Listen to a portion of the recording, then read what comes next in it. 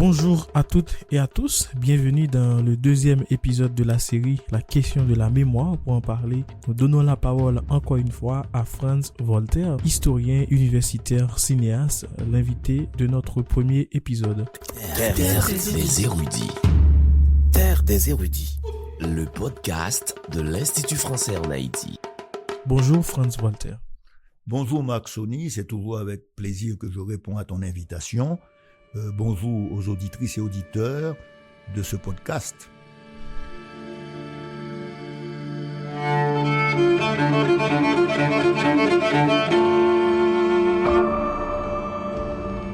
Vous avez fondé le syndicat en 1983 à Montréal. Pourquoi fallait-il construire cette mémoire hors d'Haïti? Bon, je dois dire que j'ai cofondé le syndicat. Nous étions trois au départ. Martial Pierre, qui malheureusement est décédé, Wills Cléonel Jacques, qui est l'actuel président du conseil d'administration, et moi qui, aujourd'hui, suis le directeur du centre.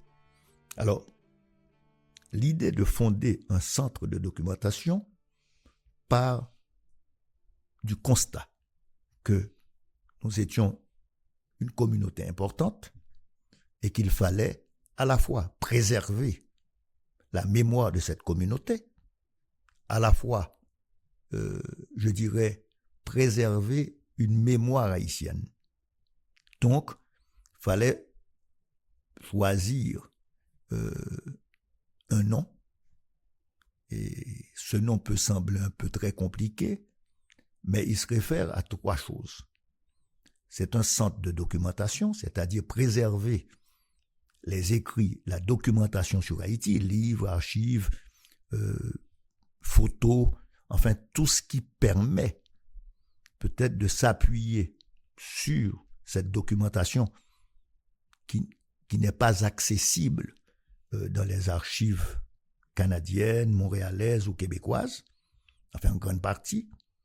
Donc c'est là l'importance d'un centre de documentation international parce que Haïti, aujourd'hui, est dans le monde. Est dans le monde, c'est-à-dire il y a des communautés haïtiennes, que ce soit dans le Massachusetts, que ce soit dans l'Illinois à Chicago, que ce soit à New York, en Floride, que ce soit dans les Antilles françaises, Martinique, Guadeloupe, Guyane, que ce soit à Paris, que ce soit à Montréal. Donc il fallait avoir une perspective internationale. Ne pas se contenter je dirais, de la perspective strictement montréalaise ou québécoise ou même canadienne de la migration haïtienne. Donc, c'est en ce sens que le centre, aussi, dès le départ, s'est voulu un centre international. Autre élément important, haïtienne, caribéenne et afro-canadienne. Haïtienne parce qu'effectivement, nous étions en exil, il fallait quelque part, je dirais, préserver la mémoire des luttes menées en exil, préserver, je dirais, comme les Polonais l'avaient fait lors du premier partage de la Pologne, les intellectuels polonais avaient développé, je dirais, de la bibliothèque polonaise de Paris. De même, à New York, Arthur Schomburg avait développé une bibliothèque pour préserver la mémoire des Noirs du monde. Donc, quelque part, de façon plus modeste, il fallait, je dirais, conserver, classer la mémoire haïtienne, c'est-à-dire les écrits, les rapports, les dossiers de presse, tout ce qui concernait notre histoire en tant que communauté, mais aussi en tant que peuple. Alors, caribéenne, parce que aujourd'hui, il faut sortir, je dirais, de la perspective strictement insulaire. C'est pourquoi je parlais à l'époque de que Haïti n'est pas une île. C'est-à-dire d'abord c'est une moitié d'île ou un tiers d'île, mais deuxièmement Haïti est dans le monde et qu'il fallait effectivement aujourd'hui avoir une perspective globale. Les gens disaient il faut agir localement mais penser globalement. Et effectivement pour rentrer aussi dans la modernité, il fallait quelque part documenter notre présence ici. C'est-à-dire, vous savez, nous vivons dans une société d'information, quelque part, vous ne pouvez pas simplement, avec des impressions ou une opinion, et orienter vos actions. Et c'est pour cela qu'on s'est mis à faire des films, qu'on s'est mis à organiser des expos et qu'on s'est mis dès 86, donc 3 ans après la formation du centre, à avoir des publications. Caribéennes, parce qu'effectivement, nous sommes solidaires de nos frères de la Caraïbe. Nous sommes tous, d'une certaine façon, dans la Caraïbe et dans la Grande Caraïbe, issus de sociétés de plantation. Donc, issus de sociétés où l'esclavage a été dominant. Et donc, où les luttes contre l'esclavage ont été la matrice essentielle de nos cultures.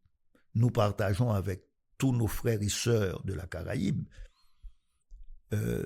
des éléments culturels qui font que vous allez dans n'importe quelle île, malgré les différences, vous voyez que ce monde-là fait partie de votre histoire. Et puis, afro-canadienne, parce que nous étions à Montréal. Il fallait être solidaire aussi des communautés noires montréalaises qui étaient là avant nous, qui nous ont reçus. Et en ce sens, voilà ce qui explique ce choix. Maintenant, il fallait développer, parce que les autres, dans les pays de la Caraïbe, il y a quand même un certain nombre d'institutions. Les institutions étant menacées en Haïti, et ce depuis la dictature, il fallait quelque part rassembler l'essentiel de la documentation écrite. Ça, c'est un peu plus facile.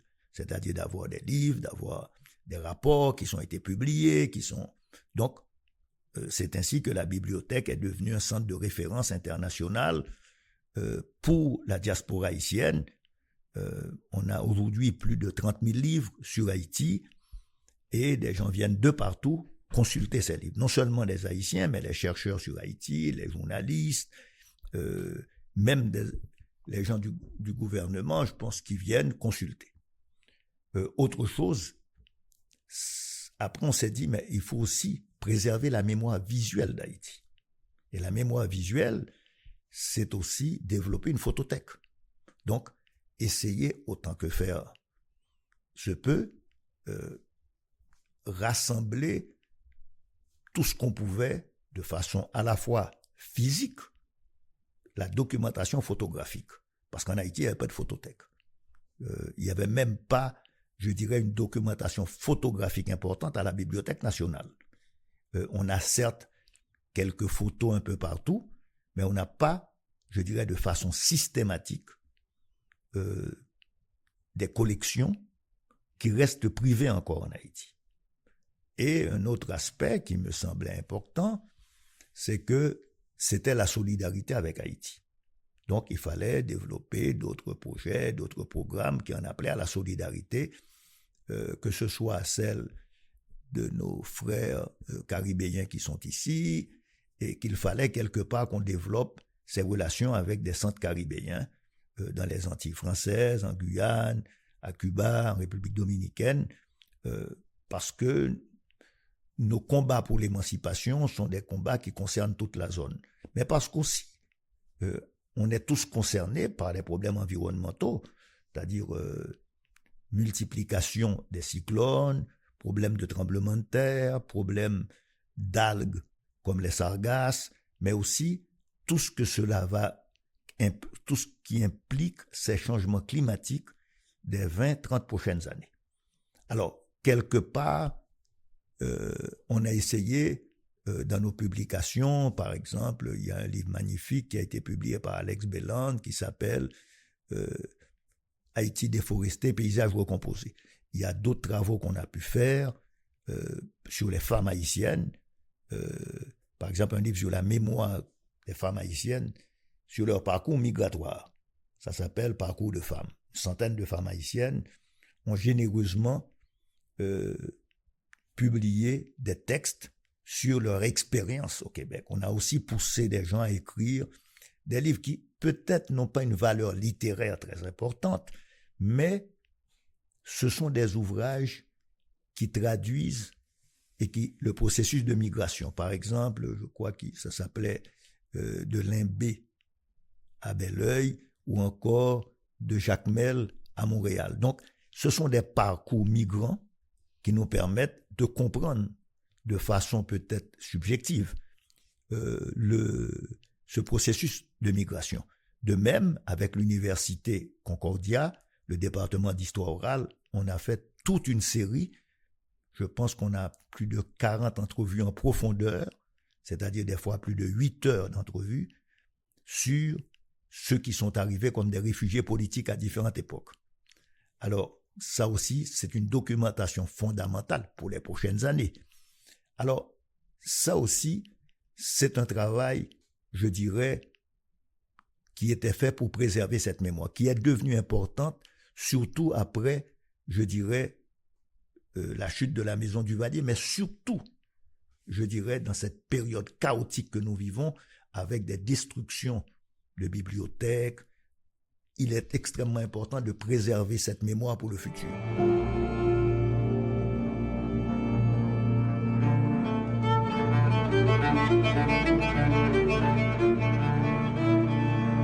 Est-ce que vous avez le sentiment que les autorités culturelles ou politiques en Haïti comprennent l'importance des archives?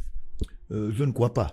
Je crois qu'il est important de dire qu'à un certain moment, et les archives haïtiennes ont vécu tous les drames de Port-au-Prince ou des archives d'Haïti. C'est-à-dire d'abord les cyclones, les incendies. Il y a eu des destructions systématiques. On sait dans les témoignages qu'il y avait, par exemple, certains portraits qui ont disparu. On sait qu'il y a eu des actes de vandalisme majeurs après chaque chute de gouvernement. On l'a vu au départ d'Aristide que des pasteurs ont poussé à la destruction d'un patrimoine muséologique en disant que c'était des œuvres du diable. On le voit encore avec des gens qui poussent à la destruction, je dirais, des vestiges du bois caïman.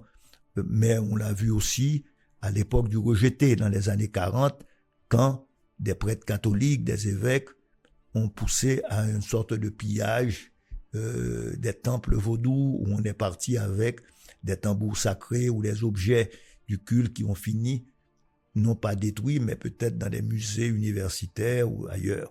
Alors, comment préserver tout cela?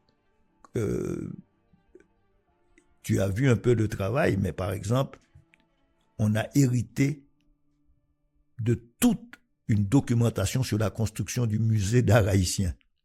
Normalement, c'est quelqu'un qui avait accumulé toutes les informations sur cette question. On a hérité des fois d'archives privées qui nous ont permis de préserver des pans de mémoire et qui sans ça auraient disparu. On a ainsi pu avoir des lettres de Duvalier. On a, avec la Société d'histoire et de recherche de musique haïtienne, préservé des centaines de partitions de musique classique haïtienne. On travaille avec quelqu'un comme Atibon pour essayer de préserver de la musique vaudou, des chants vaudous qui sans ça risquent de disparaître. Regardez par exemple, avec la destruction de ce qui s'est passé aux presses nationales, tout le travail magnifique qu'avait fait Lati, Max Beauvoir, dans un ouvrage sur les chants vaudous et sur les prières vaudous. Mais tout ça, quand on les recherche, c'est-à-dire plus personne, même dans les bibliothèques, ne dispose de copies de tout cela. Nous, on a eu la chance de les conserver. Peut-être parce qu'à la chute de la Maison du Valier de 86 à pratiquement 2020, j'essayais de collecter pour le centre tout ce qui était publié en Haïti. Là, je viens de rentrer de New York, il y a des milliers de pages. C'est petite littérature grise, c'est-à-dire des dossiers, je dirais des archives de petits groupes communautaires qui ont cessé d'exister, puis c'est quelqu'un qui les avait systématiquement rassemblés. Bon, tout cela fait partie d'une préservation de la mémoire. Milliers de photos, de documents qu'on hérite. Et puis, par exemple, on veut faire un projet, on a sollicité pour l'instant beaucoup de gens pour leur dire, écoutez, on va essayer de collecter les cartes de mariage.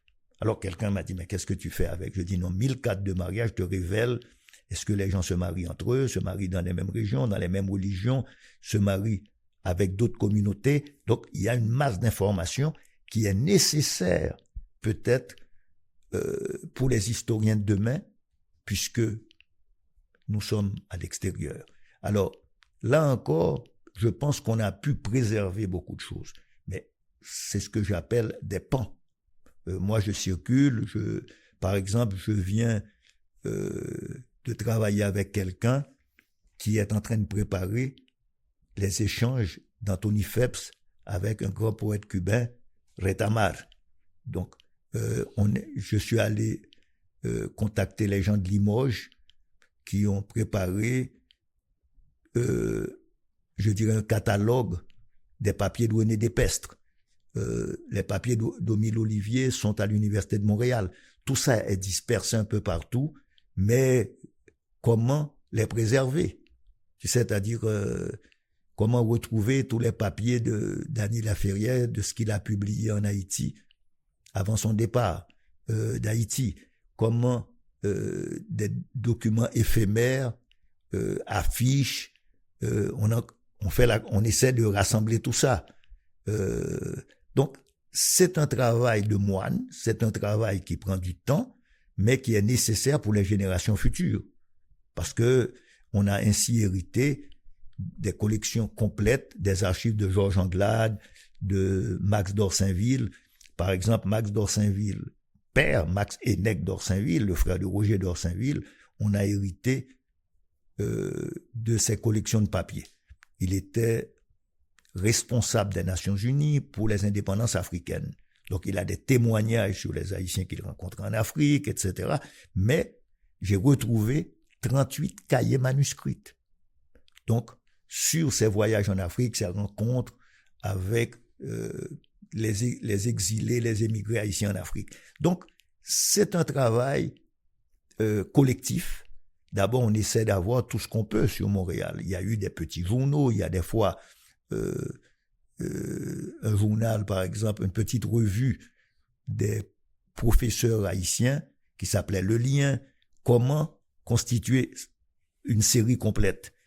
Par exemple, la revue Celle en créole, ça a pris des années pour qu'on puisse avoir une collection complète entre ceux qui étaient à Saint-Martial, ce que on avait ici, ce que d'autres individus avaient, et comment maintenant les numériser pour que cette documentation soit accessible aux chercheurs.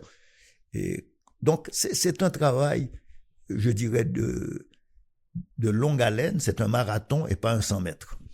Mais est-ce qu'il y a un document ou un fonds d'archives que vous avez découvert et qui vous a particulièrement marqué? Oui, je parle du fonds d'archives de Georges Anglade ou du fonds d'archives de Max d'Orsainville, ou encore un fonds de Cleveland Chase sur la peinture, sur le musée de l'art haïtien, ou encore un fonds de photographie qu'on a hérité de l'ancien directeur de l'Institut français André Hez, puisqu'on parle de l'Institut français, qui avait hérité d'un fonds de 549 photos. Je dois souligner aussi, et ça je la remercie même si elle est malheureusement disparue, Marie-Lucie Chancy, donc qui avait peut-être première ou une des premières historiennes de l'art haïtien, qui nous a légué plus de 549 photos et des petits films. Donc tout ça, c'est un travail qu'il faut numériser, qu'il faut cataloguer, mais au moins qu'il faut d'abord préserver. Quel serait, selon vous, Frantz, le geste symbolique ou politique le plus fort qu'Haïti pourrait poser aujourd'hui pour affirmer l'importance de sa mémoire collective?